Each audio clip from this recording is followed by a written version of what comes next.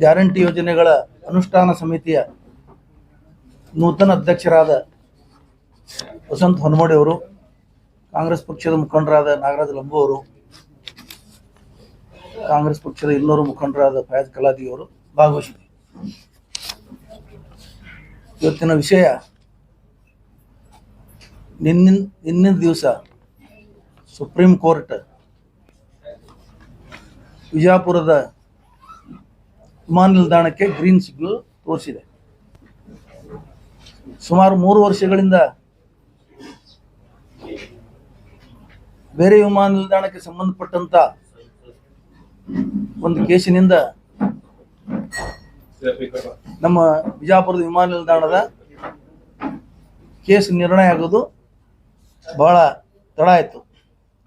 ಆ case decide ಮಾಡ್ಲಿಕ್ಕೆ ನಮ್ಮ ಜಿಲ್ಲಾ ಮಂತ್ರಿಗಳು, ಬೃಹತ್ ಕೈಗಾರಿಕಾ ಮತ್ತು ಮೂಲಸೌಕರ್ಯ ಅಭಿವೃದ್ಧಿ ಮಂತ್ರಿಗಳು ಆದಂಥ ನಮ್ಮ ಗೌರವಾನ್ವಿತ ಮಾನ್ಯ ಶ್ರೀ ಎಂ ಬಿ ಪಾಟೀಲ್ ಸಾಹೇಬರು ಅವಿರತವಾಗಿ ಹಗಲು ರಾತ್ರಿ ಅನ್ನದೇ ದೆಹಲಿ ಮಟ್ಟದಲ್ಲಿ ವಕೀಲರುಗಳನ್ನು ಸಂಪರ್ಕಿಸುತ್ತಾ ಅವರನ್ನು ನೇಮಿಸಿ ಸತತ ಪ್ರಯತ್ನದಿಂದ ಒಂದು ಛಲದಂಕ ಮಲ್ಲನ ಥರ ಅವರು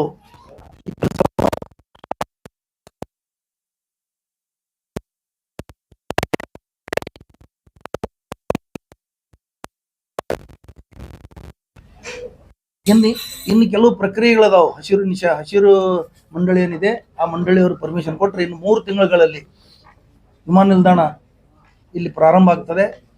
ಇಲ್ಲಿ ವಿಮಾನ ನಿಲ್ದಾಣ ಪ್ರಾರಂಭ ಆದ್ರೆ ಇಡೀ ಉತ್ತರ ಕರ್ನಾಟಕ ಭಾಗಕ್ಕೆ ಒಂದು ಸೆಂಟ್ರಲ್ ಪ್ಲೇಸ್ ಆದಂಥ ಬಿಜಾಪುರದಿಂದ ವಾಣಿಜ್ಯ ಕೆಲಸಗಳಿಗಾಗಿ ಮತ್ತು ಪ್ರವಾಸಿ ಕೆಲಸಗಳಿಗಾಗಿ ಈ ನಿಲ್ದಾಣ ಭಾಳ ಅನುಕೂಲ ಆಗ್ತದೆ ಸಾರ್ವಜನಿಕರಿಗೆ. ಇದರಿಂದ ಪರದೇಶದಿಂದ ಬರಂತ ಪ್ರವಾಸಿಗರು ಸಹಿತ ಇಲ್ಲಿ ಹೆಚ್ಚಿನ ಪ್ರಮಾಣದಲ್ಲಿ ಹೆಚ್ಚಾಗ್ತಾರೆ ಅವರು. ಇದು ಒಂದು ಸೆಂಟ್ರಲ್ ಪ್ಲೇಸ್ ಇದೆ ಉತ್ತರ ಕರ್ನಾಟಕದಲ್ಲಿ. ಆಮೇಲೆ ಇದರಿಂದ ಏನಾಗ್ತದೆ ಅಂತ ಕೇಳಿದ್ರೆ, ಈ ವಿಮಾನ ನಿಲ್ದಾಣ ಉಳಿದ ವಿಮಾನ ನಿಲ್ದಾಣ ಥರ ಅಲ್ಲ. ಸರೌಂಡಿಂಗ್ 200 ಕಿಲೋಮೀಟರ್ ಒಳಗಡೆ ಎಲ್ಲ ಜಿಲ್ಲಾ ಕೇಂದ್ರಗಳು ಬರ್ತಾವೆ ಇಲ್ಲಿ. ಅದರಿಂದ ಈ ವಿಮಾನ ನಿಲ್ದಾಣವನ್ನು ಎಂ ಬಿ ಪಾಟೀಲ್ ಸಾಹೇಬ್ ಮಾಡ್ಕೊಂಡು ಬಂದಿದ್ದಾರೆ. ಅದು ಅವ್ರು ಯಾವ ಥರ ನೀರಾವರಿ ಖಾತೆಯನ್ನು ಮಾಡಿ ನಿರ್ವಹಿಸಿ ಇವತ್ತು ಆಧುನಿಕ ಭಗೀರಥ ಅಂತ ಏನೋ ಒಂದು ಬಿರುಕು ತಗೊಳ್ಳೋಷ್ಟು ಕೆಲಸ ಮಾಡಿದ್ದಾರೆ. ಅದೇ ಥರ ಅವ್ರದ್ದು ಹೆಂಗೆ ಹೆಸರು ಸ್ಥಿರಸ್ಥಾಯಿಯಾಗಿದೆ, ಇದು ಸಹಿತ ವಿಮಾನ ನಿಲ್ದಾಣ ಆಗಿದ್ದರಿಂದ ಬಿಜಾಪುರ ಜಿಲ್ಲೆಯ ಜನಮಾನಸದಲ್ಲಿ ಇದು ಚಿರಸ್ಥಾಯಿಯಾಗಿರ್ತದೆ ಅಂತೇಳಿ ನಾನು ಅಭಿಪ್ರಾಯ ಪಡ್ತಾ ಇದ್ದೀನಿ. ಒಂದು ವಿಮಾನ ನಿಲ್ದಾಣ ಬರೋದರಿಂದ ಇಲ್ಲಿ ಶಿಕ್ಷಣದ ಅಭಿವೃದ್ಧಿ ಆಗ್ಬೋದು, ಕೃಷಿ ಅಭಿವೃದ್ಧಿ ಆಗ್ಬೋದು, ಪ್ರವಾಸ ಅಭಿವೃದ್ಧಿ ಆಗ್ಬೋದು. ಈಗ ನಾವು ಕೆಲವು ದೇಶಗಳು, ನಾನು ಒಂದು ಜರ್ಮನಿ ಮತ್ತು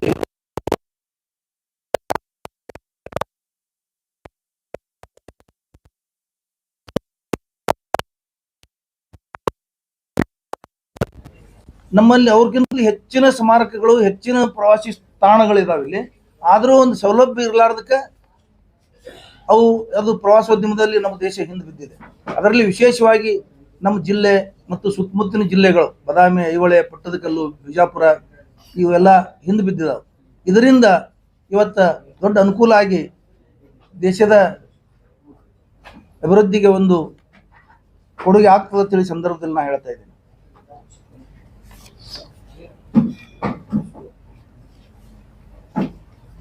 ಈ ನಿಲ್ದಾಣ ಇವತ್ತೇನು ನಿರ್ಮಾಣ ಆಗಿದೆ, ಈ ನಿಲ್ದಾಣ ಅಂತಾರಾಷ್ಟ್ರೀಯ ಮಟ್ಟದ ನಿಲ್ದಾಣದ ಒಂದು ಲೆವೆಲ್ದಲ್ಲಿ ಇದು ನಿರ್ಮಾಣ ಆಗಿದೆ. ಇದು ಸಣ್ಣ ವಿಮಾನ ನಿಲ್ದಾಣ ಅಲ್ಲ, ಬಹಳ ದೊಡ್ಡ ವಿಮಾನ ನಿಲ್ದಾಣ. ಮೊದಲ BJP ಸರ್ಕಾರ ಇದ್ದಾಗ ಶ್ರೀ ಅಪ್ಪು ಪುಟ್ಟಣಶೆಟ್ಟಿ ಅವರು ಇಲ್ಲಿ ಮಂತ್ರಿ ಇದ್ದಾಗ ಈ ವಿಮಾನ ನಿಲ್ದಾಣಕ್ಕೆ ಜಾಗ ಖರೀದಿ ಮಾಡಿದ್ರು. ಖರೀದಿ ಮಾಡಿ ಅದಕ್ಕೆ ಯಡಿಯೂರಪ್ಪನವ್ರು ಭೂಮಿ ಪೂಜೆನೂ ಮಾಡಿದ್ರು.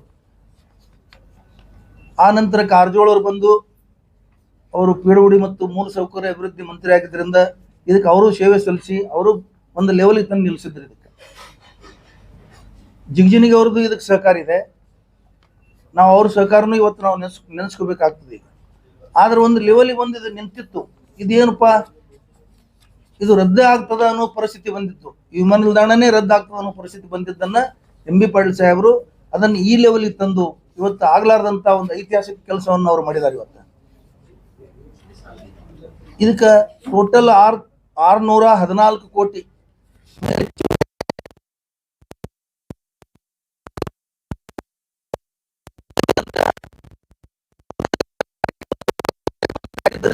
ದೊಡ್ಡ ಅನುಕೂಲ ಆಯ್ತು ನಮ್ಗೆ. ಯಾಕಂದ್ರೆ ಇದು ಮೂಲ ಸೌಕರ್ಯ ಅಭಿವೃದ್ಧಿ ಇಲಾಖೆ ಕೆಳಗಡೆ ಬರ್ತದೆ ವಿಮಾನ ನಿಲ್ದಾಣ ನಿರ್ಮಾಣ ಮಾಡೋದು. ಇನ್ನೇನು ಇದು ಪರಿಸರ ಇಲಾಖೆದೊಂದು ಪರಿಸರದವರು ಒಂದು ಪರ್ಮಿಷನ್ ಕೊಟ್ರೆ ಇದು ಕೇವಲ 3 ತಿಂಗಳಲ್ಲಿ ಇದು ಒಂದು ವಿಮಾನ ನಿಲ್ದಾಣದ ಸೌಲಭ್ಯ ಎಲ್ಲರಿಗೂ ಸಿಗ್ತದೆ ಅಂತ ಹೇಳಿ ಸಂದರ್ಭದಲ್ಲಿ ಹೇಳ್ತೇನೆ. ಆಮೇಲೆ ಏನಾಗಿದೆ ಅಂದ್ರೆ ಇದು ಪರಿಸರದವರು ಇದು ಕೊಡುವುದಿಲ್ಲ, ಪರಿಸರಕ್ಕೆ ಇದು ಸಿಗುವುದಿಲ್ಲ ಅನ್ನೋ ಒಂದು ಸಂದರ್ಭದಲ್ಲಿ ಇವತ್ತು ಪರಿಸರ ಖಾತೆಯಿಂದನೂ ಒಂದು ಗ್ರೀನ್ ಸಿಗ್ನಲ್ ತಗೊಳಕ್ಕೆ ಎಂ ಬಿ ಪಾಟೀಲ್ ಸಾಹೇಬರು ಆದಷ್ಟು ನಿನ್ನಿನ ದಿವಸ ಅವ್ರು ಹೇಳಿದ್ದಾರೆ, ನಾನು 3 ತಿಂಗಳಲ್ಲಿ ಇದು ಪರಿಸರ ಇಲಾಖೆಯಿಂದನೂ ಪರಿಸರದಿಂದನೂ ಅನುಮತಿ ತಂದು ನಾನು ಪ್ರಾರಂಭ ಮಾಡ್ತೇನೆ ಅಂತ ಹೇಳಿದ್ದಾರೆ.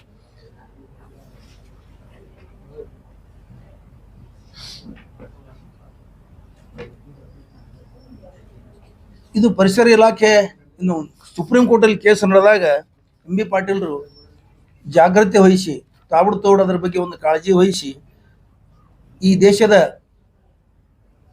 ಮಹಾನ್ ಲಾಯರ್ಗಳು ವಕೀಲರುಗಳಾದಂಥ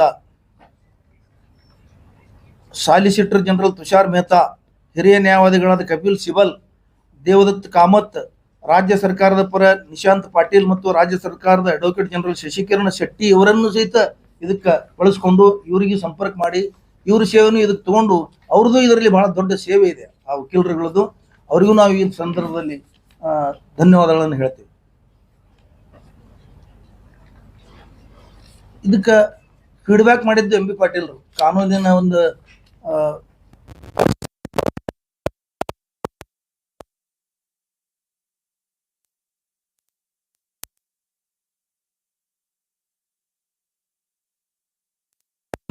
ಕೃಷ್ಣಾ ನದಿ ನೀರಿದು ಒಂದು ದೊಡ್ಡ ಪ್ರಮಾಣದಲ್ಲಿ ಸುಪ್ರೀಂ ಕೋರ್ಟ್ದಲ್ಲಿ ವರ್ಷಾನುಗಟ್ಟಲೆ ಕೇಸುಗಳು ನಡೆದಾಗ ಇವರು ನೀರಾವರಿ ಮಂತ್ರಿ ಇದ್ದಾಗ ಬಹಳಷ್ಟು ಶ್ರಮವಹಿಸಿ ಆ ಕೆಲಸಗಳನ್ನು ಆ ಅಡೆತಡೆಗಳನ್ನು ಸಹಿತ ನಿರ್ವಹಿಸಿ ಇವತ್ತು ಕೃಷ್ಣಾ ನದಿ 525 ಮೀಟರ್ ಆಗಂಥ ಒಂದು ಲೆವೆಲ್ಗೆ ತಂದು ನಿಲ್ಲಿಸಿದ್ದಾರೆ. ಇದನ್ನು ಭಾಳ ದೊಡ್ಡ ಕೆಲಸ.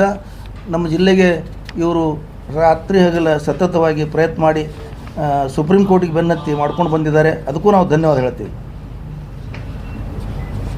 ಈ ಸದ್ಯ ಏರ್ಪೋರ್ಟಿಗೆ ಏನು ಗಂಡಾಂತರಗಳಾಗಿದ್ದು ಅವೆಲ್ಲ ಅಡೆತಡೆಗಳನ್ನು ಎಂ ಬಿ ಪಾಟೀಲರು ನಿರ್ವಹಿಸಿದ್ದಾರೆ. ಅವೆಲ್ಲ ಅಡೆತಡೆಗಳನ್ನು ಸರಿಸಿದ್ದಾರೆ. ಇನ್ನು ಮುಂದೆ 2-3 ತಿಂಗಳಲ್ಲಿ ಇದು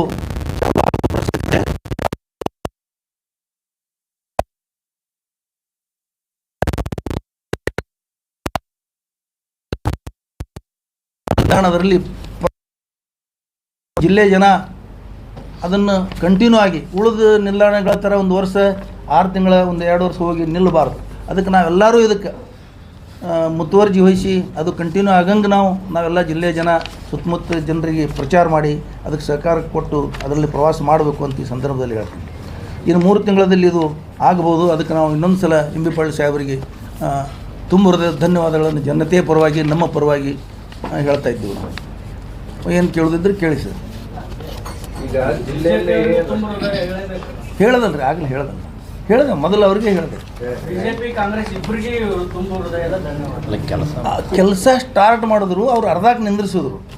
ಆದರೆ ಎಂ ಬಿ ಪಾಟೀಲ್ ಸಾಹೇಬ್ ಪೂರ್ತಿ ಮಾಡಿದ್ರು. ಅದನ್ನು ರಾತ್ರಿ ಹಗಲ ಪ್ರಯತ್ನ ಮಾಡಿ ಒಂದು ಹಂತಕ್ಕೆ ತಂದರು.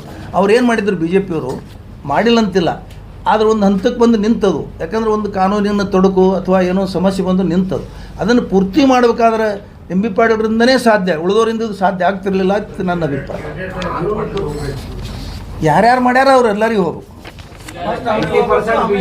ಇಲ್ಲ, ಎಂ ಬಿ ಪಾಟೀಲ್ಗೆ ಹೋಗ್ಬೇಕು. ಯಾಕಂದ್ರೆ ಅದು ಆಗ್ಲಾರದ ಪರಿಸ್ಥಿತಿಗಳು ಮಾಡಿದ್ದಾರೆ, ಅವರಿಗೆ ಹೋಗ್ಬೇಕು. ನೋಡ್ರಿ ದಾಸಿಯವರ ಅವ್ರಿಗೂ ಹೋಗ್ಬೇಕು. ನಾನು ಮೊದಲೇ ಹೇಳಿದ್ದೀನಿ, ನಾನು ತಾರತಮ್ಯ ಮಾಡಿಲ್ಲ. 1 ನಿಮಿಷ ಒಬ್ಬೊಬ್ಬರೇ ಮಾತಾಡಿ, ಒಬ್ಬೊಬ್ಬರೇ 90% ಬಿಜೆಪಿ ಅವರೇ ಮಾಡ್ಯಾರ, ಒಬ್ಬೊಬ್ರು ಮಾತಾಡಿ. ಇದು ವಿಮಾನ ನಿಲ್ದಾಣ ರದ್ದು ಮಾಡ್ಬೇಕಂತಾಗಿತ್ತು, ಆ ಪರಿಸ್ಥಿತಿ ಆಗಿತ್ತು. ಅದನ್ನು ಎಂ ಬಿ ಪಾಟೀಲ್ ಉಳಿಸ್ಯಾರ, ಮಾಡಿಲ್ಲ ಅಂತಿಲ್ಲ ಅವರು.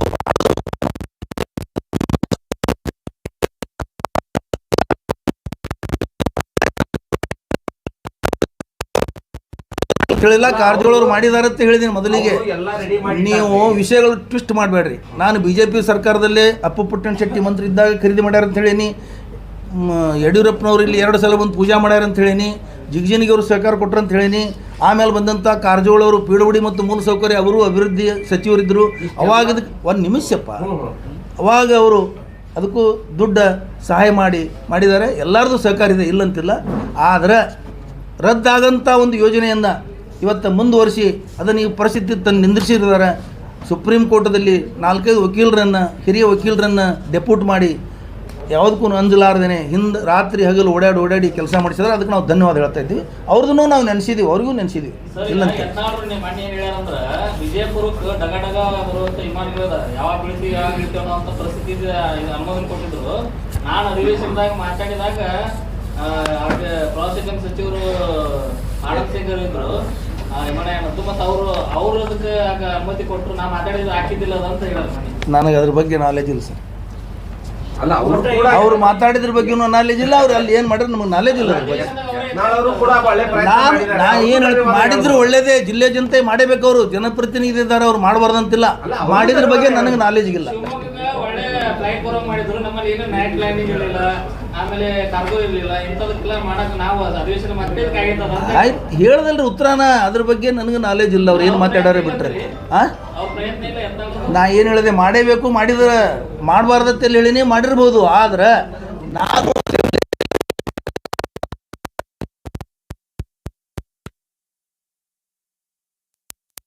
ಸರಿ ಇಲ್ಲ. ಈಗ ನಿಮ್ಮ ಸರ್ಕಾರದಲ್ಲಿ ಈಗ ವಿಮಾನ ನಿಲ್ದಾಣ ತಗೊಂಡು ಜನ ಎಂತ ಮಾಡ್ಬೇಕಂತ ನೀವು ರಸ್ತೆ ಮೇಲೆ ಅಡ್ಡಾಡಿಲ್ಲ ಸರ್.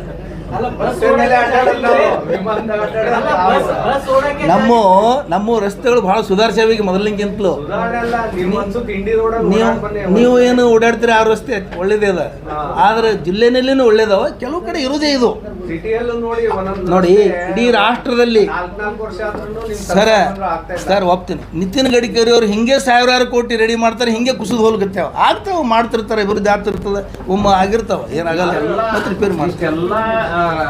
ನಿಮ್ಮ ಸಚಿವರು ಮತ್ತೆ ಕಾಂಗ್ರೆಸ್ ಎಲ್ಲ ಪ್ರಯತ್ನ ಮಾಡಿದ್ರೆ ವಿಳಂಬ ಯಾಕಾಯ್ತು ಸರ್? ಕಾನೂನಿನ ತೊಡಕಿತ್ತದಕ್ಕೆ. ಅಲ್ಲ ಅದು ಮೊದಲೇ ಆ ವಿಳಂಬವನ್ನು ಪರಿಹರಿಸಿದ್ರಲ್ಲ MB ಪಾಟೀಲ್, ಅದಕ್ಕೆ ನಾವು ಇವತ್ತು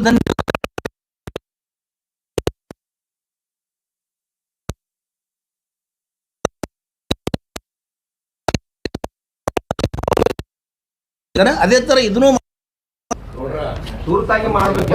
ಸಿಂಪಲ್ ವಿಷಯ ಹೇಳ್ತೇನೆ. ಹೇಳಿ ಸರ್. ಇಲ್ಲಿ ದೌಲತ್ ಕೋಟೆ ಅಂತ ಇಸ್ಕೊಳ್ಳೋದು ಬಿಜಾಪುರದಾಗ. ಅದು ಭಾರಿ ದೊಡ್ಡ ಇತಿಹಾಸದ 144 ಇಯರ್ ಓಲ್ಡ್. ಅದಕ್ಕೆ ನಮ್ಮ ಆ ಜುಮ್ಮಾ ಮಸ್ಜಿದ್ ಜನ ಸದ್ಯ ಗೊತ್ತದ. ಅಲ್ಲಿ ವಸಂತವ್ರ ಮನೆ ಹಿಂದೆ ಕೇಳ್ರಿ, ಅದು ಒಂದು ಶೌಚಾಲಯ ಬೇಕು ಬಡಿ ಬಾಜು ಏನು ಬಿತ್ತಿಗೆ ಹುಡುಗ ಇಂಜರ್ಡ್ ಆದ್ರು. ಆವಾಗಿಂದ ಜನರು, ಆ ಹುಂಡಿ ಜನರು, political pressure, DC, district administration ಎಲ್ಲರಿಗೆ ಇನ್ನೂವರೆಗೆ 6 ರೂಮ್ ಸ್ಯಾಂಕ್ಷನ್ ಆಗಿಲ್ಲ. ಸ್ಯಾಂಕ್ಷನ್ ಆಗ್ಯಾವ ಸರ್. ಇಲ್ಲ ಅವ್ರು 100ಕ್ಕೆ 100 ಸತ್ಯ ಸ್ಯಾಂಕ್ಷನ್ ಆಗಿದೆ. ಈಗ ಇನ್ನೂ ತನ ಬಜೆಟ್ ರಿಲೀಸ್ ಆಗಿಲ್ಲ. ಯಾರು ಇಂಟ್ರೆಸ್ಟ್ ಇಲ್ಲ. ಇಂಥ ಸಿಚುವೇಶನ್ದಾಗ ಸಣ್ಣ ಕೆಲಸ ದೊಡ್ಡ ಕೆಲಸ ಆಯ್ತು, ನಿಮ್ಗೆ ಧನ್ಯವಾದ ಹೇಳಿದ್ರು ಬರೋದಿಲ್ಲ. ಆ ಸಣ್ಣ ಕೆಲಸ ಯಾರು ಮಾಡವ್ರು? ಇದು 2 ಸಲ ಬಂದು ಹೋಗಿದ್ದಾರೆ. ಶಾಲೆಗೆ ಬಂದು ಭೇಟಿ ಕೊಟ್ಟು ಹೋದ್ರು ಕೂಡ ನಿಮಿಷ ಇಲ್ಲ. ಮುಂದಿನ ಇವ್ರು 100ಕ್ಕೆ 100 ಸತ್ಯ, ನಿಮ್ಮದು ಸತ್ಯ. ಈಗ ಜಸ್ಟ್ 5 ಕೋಣೆಗಳು 6 ಕೋಣೆ ಸೆಕ್ಷನ್ ಆಗ್ಯಾವ. ಭೂಮಿ ಪೂಜೆ ಮಾಡೋದು ಅಷ್ಟೇ ಉಳಿದು ಆಗ್ಯಾದ ಸರ್. ನಾ ದಾಖಲೆ ಕೊಡ್ತೀನಿ ನಿಮಗೆ. 2 ದಿವಸ ಆಯ್ತು ಸ್ಯಾಂಕ್ಷನ್ ಆಗಿ, 2 ದಿವಸ ಆಗ್ಯದ. ಅದನ್ನು ದಾಖಲೆ ಕೊಡ್ತೀನಿ ಬಿಡ್ರಿ. ಈಗ ಆಯ್ತಲ್ಲ, ನಾ ಹೇಳೀನಿ. ಕೊಟ್ಟಾರ್ರಿ, ಸ್ಯಾಂಕ್ಷನ್ ಆಗ್ಯಾವ 6 ಕೋಲಿ. ಈಗ ಭೂಮಿ ಪೂಜೆ ಮಾಡಿದ್ರು. MB ಪಾಟೀಲ್ ಸಾಹೇಬ್ರೆ ಸ್ಯಾಂಕ್ಷನ್ ಮಾಡ್ಸ್ಯಾರ. MB ಪಾಟೀಲ್ ಸಾಹೇಬ್ರೆ ಸ್ಯಾಂಕ್ಷನ್ ಮಾಡ್ಸ್ಯಾರ. ಈಗ ದೇಶದಲ್ಲಿ ಪ್ರಧಾನಿ ಈಗ ಬಿಜಾಪುರದಲ್ಲಿ ವಿಮಾನ ನಿಲ್ದಾಣ ಕಟ್ಟಿ ತೋರ್ಸಾಯ್ತಲ್ಲ ಈಗ ಕೇಂದ್ರ ಸರ್ಕಾರ. ರಾಜ್ಯ ಸರ್ಕಾರ ಮಾಡಿದ್ರಿ ಅದು. ರಾಜ್ಯ ಸರ್ಕಾರದ ಫಂಡ್ MB ಪಾಟೀಲ್ ಸಾಹೇಬರು ಲಾಯರ್ಗಳಿಗೆ ಅವ್ರು ಮಾಡಲ್ಲ ರೀ.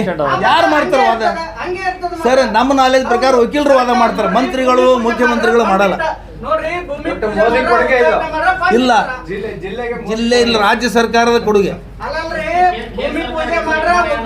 ಕೇಂದ್ರ ಸರ್ಕಾರ ಇರಬಹುದು, ಅದಕ್ಕೆ ಇಲ್ಲಂತಿಲ್ಲ. ಬಟ್ ರಾಜ್ಯ ಸರ್ಕಾರ ಮುತುವರ್ಜಿ ವಹಿಸಿ ಅದು ಎಂ ಬಿ ಪಾಟೀಲ್ರ ನೇತೃತ್ವದಲ್ಲಿ ಅಲ್ಲ, ಈ ಅದು ಆಗಿದೆ. ರಾಜ್ಯ ಸರ್ಕಾರನೇ ಆರಿಸ್ಬೇಕಲ್ಲ ಈ ವಿಮಾನ. ಹಾ? ಕೇಂದ್ರ ಸರ್ಕಾರನೇ ಆರಿಸ್ಬೇಕು ಇಬ್ರು ವಿಮಾನ. ಕೂಡ ಹಾರಿಸ್ತಾರೆ,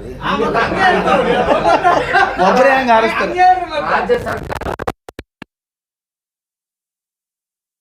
ಮುಖ್ಯಮಂತ್ರಿಗಳು ಬಂದು ಹಾರಿಸ್ತಾರೆ. ಈಗ ಎಲ್ಲಾ ಕಡೆ ಹೆಂಗ್ ಹಾರಿಸ್ತಾರೆ ಹಂಗ ಹಾರಿಸ್ತಾರೆ. ಇಲ್ಲಿ ನಮ್ದೊಂದು ವಿಶೇಷ ಇರುವುದಿಲ್ಲ, ನಮ್ದೇನು ವಿಶೇಷ ಇರುವುದಿಲ್ಲ. ಮೋದಿ ಸಂಪುಟದ ಸಚಿವರು ಇವರು ಕೂಡ ಹೌದು, ನಿಯಮಾವಳಿ ಪ್ರೋಟೋಕಾಲ್ ಪ್ರಕಾರ ಬರ್ತದೆ. ಅವರು ಪ್ರೋಟೋಕಾಲ್ ಬಿಟ್ಟು ಮಾಡ್ತಾರೆ. ಜಿಗಜಿನಿಗೆ ಅವರು ಆ ಬ್ರಿಡ್ಜ್ ಪ್ರೋಟೋಕಾಲ್ ಬಿಟ್ಟು ಮಾಡಿದ್ರು, ವಜ್ರ ಹನುಮಾನ್ ಬ್ರಿಡ್ಜ್ ಪ್ರೋಟೋಕಾಲ್ ಬಿಟ್ಟು ಮಾಡಿದ್ರು. ಬಟ್ ನಾವು ಹಂಗೆ ಪ್ರೋಟೋಕಾಲ್ ಬಿಟ್ಟು ಮಾಡಲ್ಲ. ನಾವು ಪ್ರೋಟೋಕಾಲ್ ಪ್ರಕಾರನೇ ಎಲ್ಲರಿಗೂ ಖರ್ಚೆ ಮಾಡ್ತೀವಿ. ನಿಮ್ ಕ್ಷೇತ್ರದವ್ರು ಜಿಗಜಿಣಿಗೆ ಅವ್ರಿಗೆ ಎಷ್ಟು ಕರ್ಸಿರಿ, ಎಷ್ಟು ಬ್ಯಾನರ್ದಾಗ ಫೋಟೋ ಹಾಕಿರಿ. ಬಹಳಷ್ಟು ಹಾಕಿದ್ವಿ.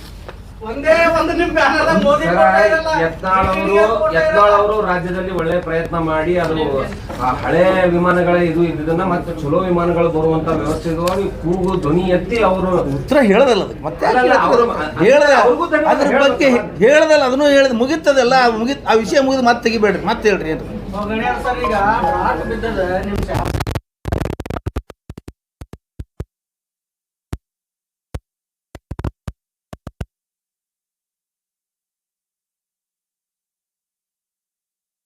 ಟೀಕೆ ಮಾಡಾಕತ್ತಾರೆ.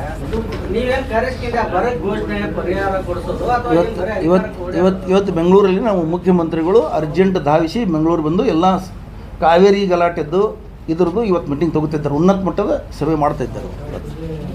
ಈ ಜಿಲ್ಲೆಯಲ್ಲಿ ಸಚಿವರು ಶಾಸಕರು ಇದ್ರು, ಒಬ್ರು ಹೋಗ್ತಾ ಇಲ್ಲ ಪ್ಲೇಸಿಗೆ. ಯಾವ ಪ್ಲೇಸ್? ಬರದ ರೈತರ ಹೊಲಕ್ಕೆ ರೈತರೆಲ್ಲ ಕಣ್ಣೀರ್ ಹಾಕ್ತಾ ಇದ್ದಾರೆ. ಆದ್ರೆ ನಿಮ್ಮ ಸಚಿವರು ರೈತರಿಗೆ ಕಣ್ಣೀರು ಹಾಕ್ಲಾರ್ದಂಗೆ ನೀರಾವರಿ ಮಾಡಿ ನೀರು ಬಿಡಿಸ್ತಾ ಇದ್ದಾರೆ. ಅಲ್ಲಿ ಭೂಮಿಗೆ ಹೋಗಿ ನೋಡಿದ್ದಾರೆ, ಆಲ್ಮಟ್ಟದಿಂದ ಅರ್ಜೆಂಟ್ ನೀರು ಬಿಡಿಸಿದ್ದಾರೆ. ಎಲ್ಲ ಇಡೀ ಕೆನಾಲ್ಗಳೆಲ್ಲ ಫುಲ್ ಆಗ್ಯಾವ. ಮಳೆ ತರೋದು ಸಚಿವರ ಕೈಯಾಗ ಶಾಸಕರ ಕೈಯಾಗ ಇರುದಿಲ್ಲ. ಬಟ್ ಇದ್ದ ನೀರನ್ನು ಬಳಸ್ಕೊಳಕ ಬಹಳ ತುರ್ತು ಅವರು ಕ್ರಮ ತಗೊಂಡಿದ್ದಾರೆ. ಸರ್, ಇವತ್ತು ಹೋಗಿ ನೋಡ್ರಿ ನೀವು. ಕನಕದಾಸ ಬಡಾವಣೆ, ಪುಲಕೇಶಿ ನಗರ ಇಲ್ಲೇ ಓಡಾಡಿದ್ರೆ ಕೆರೆ ಸಿಗ್ತಾವೇನು? ನೀವು ಕೆರೆಗಳು ಹೋಗಿ ನೋಡಿದ್ರಿ ತುಂಬ್ಯಾವು. ಈಗ ಹೋಗಿ ನೋಡ್ರಿ, ಈ ಮಳೆ ಬಂದದ, ಡ್ಯಾಮ್ ತುಂಬ. ಈಗ ಮಹಾರಾಷ್ಟ್ರದ ಮಳೆ ಆಗಿದ್ರಿಂದ ಡ್ಯಾಮ್ ತುಂಬಿದ್ರಿಂದ ನೀರು ಬಿಡ್ತಾ ಇದ್ದಾರೆ. ಅಲ್ಲೇ ಡ್ಯಾಮ್ನಾಗ ನೀರು ಇರಲಿಲ್ಲ, ಅದು ಕೆರೆ ಹಂಗೆ ತುಂಬಿಸ್ಬೇಕು. ಭೀಮಾ ನದಿ ನೋಡ್ರಿ, ಲಿಫ್ಟ್ ಇರಿಗೇಷನ್ ನೋಡ್ರಿ, ಕೃಷ್ಣಾದ ನೋಡ್ರಿ, ಗುತ್ತಿ ಬಸವಣ್ಣ ನೋಡ್ರಿ, ಇಂಡಿ ಬ್ರಾಂಚ್ ಕೆನಾಲ್ ನೋಡ್ರಿ, ಎಲ್ಲ ತುಂಬಿದಾವ. ಈಗ ತುಬಚಿ ಬಬಲೇಶ್ವರ ನೋಡ್ರಿ. ಎಲ್ಲ ಕಾಲುವೆಗಳು ತುಂಬಿಕೊಂಡು ಗಿಡಗಂಟಿ ತುಂಬೋಗಿದಾವೆ. ಸ್ವಚ್ಛನೆ ಆಗಿಲ್ಲ, ನೀರೇ ಹೋಗ್ತಾ ಇಲ್ಲ. ಇಂಡಿ ಕಾಲುವೆಗೆ ಲಾಸ್ಟಿಗೆ ನಿಮ್ಮ ಹೊಲಕ್ಕೆಲ್ಲ ಹೋಗ್ತಾನೆ ಇಲ್ಲ ನೀರು. ನಾನು ನಿಮ್ಗೆ ನಾಳೆ ಕರ್ಕೊಂಡು ಹೋಗ್ತೇನೆ. ಎಲ್ಲರಿಗೂ ಒಂದು ವಾಹನ ಮಾಡಿ ನೋಡ್ರಿ, ನಿಮ್ಗೆಲ್ಲ ಕೆರೆ ತುಂಬಿದ್ದು